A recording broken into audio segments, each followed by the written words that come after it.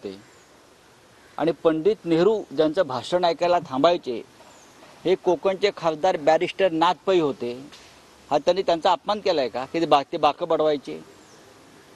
मधु दंडवते कोकणातून निवडून गेले, मंत्री नंतर झाले ते। मधु दंडवते असतील, मधु लिमये असतील, असे अनेक लोक खासदार झाले। त्यांनी या देशाचे प्रश्न मांडले, आपल्या भागाचे प्रश्न मांडले। हे काय बाकं बडवणारे खासदार होते? फक्त लोचटगिरी करून 10 पक्षांतर करून मंत्रिपद भोगणं हा विकास? बाकं बडवणाऱ्या खासदारांनी हा देश वाचवलाय आणि लोकशाही वाचवली आहे। आणि हे बाकं बडवणाऱ्या 140 खासदारांना मोदींनी निलंबित केलं, हे माहिती आहे का त्यांना?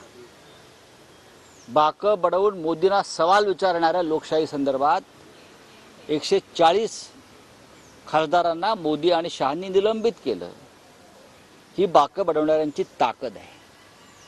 बॅरिस्टर नाथ पै हे त्याच कोकणातून सातत्यानं निवडून येत होते आणि पंडित नेहरूंच्या आणि इंदिरा गांधींच्या नेतृत्वाखालील सरकारला आपल्या भाषणानं घाम फोडत होते। हे जे मौनी खासदारांचं समर्थन करतायत मनसेचे प्रमुख, ही त्यांची मजबुरी आहे, ही त्यांची मजबुरी आहे। पण असू द्या, कोकणला फार मोठी परंपरा आहे आणि ती परंपरा विनायक राऊत पुढे नेत आहेत शिवसेनेचे।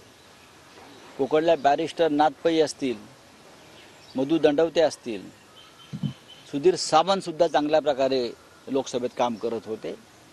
भले बाकं बडवत असतील, पण त्यांनी जी भूमिका अनेकदा वारंवार घेतलेल्या आहेत त्या महत्त्वाच्या आहेत। बॅरिस्टर नाथ पैंनी बाकं बडवून बेळगाव, कारवार, मुंबईसह सीमा भागाचे प्रश्न हे संसदेमध्ये मांडलेले आहेत। मधु दंडवत्याने बाकं बडवून कोकण रेल्वे कोकणमध्ये आणलेली आहे। भ्रष्टाचारावरती हल्ले केलेले आहेत। थोडंसं आत्मचिंतन, थोडा अभ्यास केला वेळ काढून तर अनेक गोष्टी समजतात।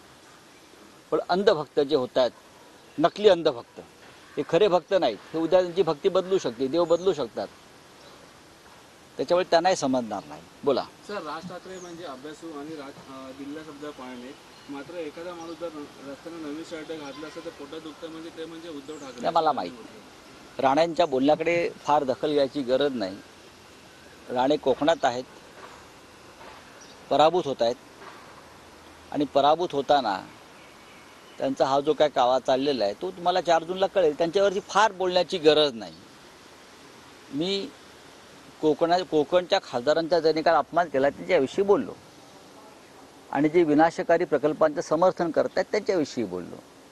खरं म्हणजे मोदी शहांनी जे महाराष्ट्राचे प्रकल्प पळवून नेलेत त्याच्यावरती नारायण राणेंनी एकदा तरी तोंड उघडलं का?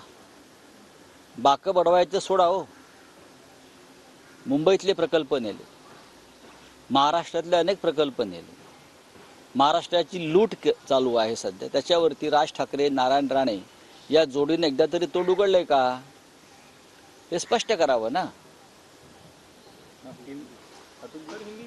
मराठीत झालं सगळं, संपला विषय। चला अभी हिंदी में बोले, क्या चाहिए आपको बेटा? प्रधानमंत्री नरेंद्र मोदी 22 जनवरी की प्राण प्रतिष्ठा के बाद अयोध्या पहली बार जा रहे हैं, रोड शो करेंगे और वहां पर एक रैली को संबोधित करेंगे। देखिए, 2 चरण जो हो गए हैं चुनाव के, उसमें भारतीय जनता पार्टी पिछड़ गई है।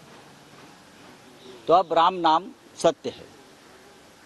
राष्ट्रपति जी को वहाँ भेजकर कुछ काम करने का कोशिश किया है। अब खुद मोदी जी जा रहे हैं, द्वारका जाएंगे, मथुरा जाएंगे, अयोध्या जाएंगे, सभी मंदिर घूमेंगे, लेकिन विकास की बात नहीं करेंगे, काम की बात नहीं करेंगे। महंगाई हो, बेरोजगारी हो, उसके ऊपर बात नहीं करेंगे। पुलवामा क्यों हुआ उसके ऊपर बात नहीं करेंगे। और कल दिन दहाड़े पुंछ में हमारे जवानों के ऊपर हमला हुआ और जवान शहीद हो गए, उनके ऊपर अयोध्या में बैठकर वो बात नहीं करेंगे। बस राम के नाम पर वोट दो, राम नाम सत्य है, यही कहेंगे। लेकिन अब जनता उनको इस मामले में कोई मदद करने की मूड में नहीं है।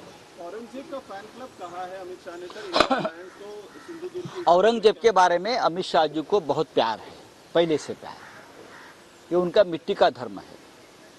महाराष्ट्र में छत्रपति शिवाजी महाराज का जन्म हुआ है, इसलिए हमको छत्रपति शिवाजी महाराज से आदर प्यार सब कुछ है, प्रेरणा है। लेकिन मैं बार बार देख रहा हूँ अमित शाह जी और मोदी जी औरंगजेब की जप कर रहे हैं। ये इसलिए कि जिस भूमि से, जिस मिट्टी से अमित शाह जी और मोदी जी आते हैं, उसी गुजरात के दाहोद में औरंगजेब का जन्म हुआ है। इतिहास देख लीजिए, अगर बर्थ सर्टिफिकेट चाहिए तो मैं दे दूंगा। औरंगजेब उसी गुजरात की मिट्टी में उसका जन्म हुआ है, इसलिए उनके दिमाग में औरंगजेब है। हमारे दिमाग में छत्रपति शिवाजी महाराज है, डॉक्टर बाबा साहेब अम्बेडकर है, महात्मा फुले शाहू है, जो महाराष्ट्र के मिट्टी में उनका जन्म हुआ है।